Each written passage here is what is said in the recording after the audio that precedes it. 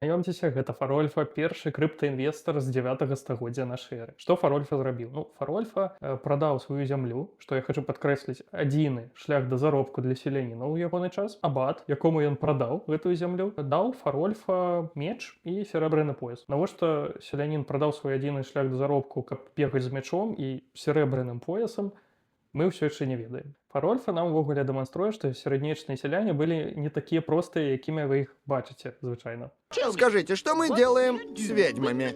Сжигаем! А что вы жжете, кроме ведьм?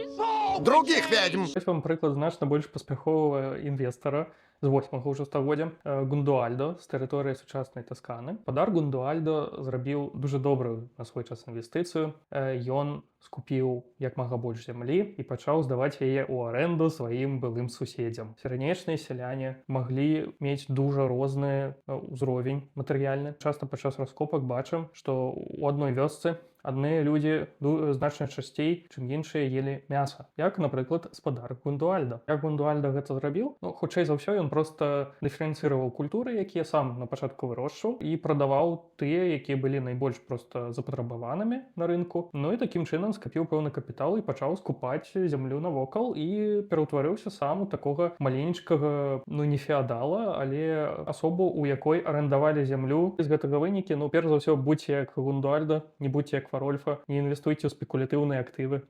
Па-другое, сярэднячныя сяляне гэта не толькі шэрая маса, якая тут толькі дзеля таго, каб капацца ў зямлі і час ад часу паміраць. Не, гэта людзі, якія мелі свае імкненні, яны умелі іх дасягаць. Яны не толькі там капаліся ў зямлі, яны маглі быць з такім прадпрымальніцкім духам. У адрозненне ад сучасных мільярдэраў, Гундуальда сапраўды падняўся ад нуля. Шануйце сярэднячных сялянаў, падпісвайцеся на канал.